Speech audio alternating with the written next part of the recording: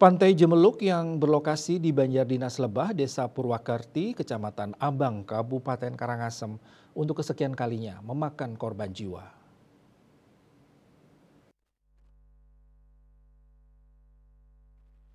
Kali ini wisatawan asing asal Cina DH 43 tahun tewas di pantai tersebut setelah tenggelam saat melakukan aktivitas snorkeling bersama suaminya pada Senin 29 Januari. Saat ini jenazah korban masih dititip di RSUD Karangasem.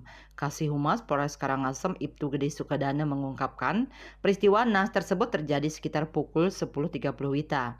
Dia mengatakan sebelum kejadian pada pukul 7.30 WITA, korban dan suami serta anaknya sempat sarapan buah dan roti di hotel tempatnya menginap di Amed. Kemudian sekitar pukul 10 WITA, korban dan suaminya pergi melakukan aktivitas snorkeling di Pantai Jemeluk.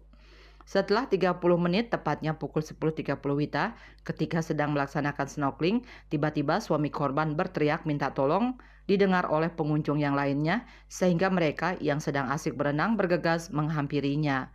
Eka Parananda, Bali Post melaporkan.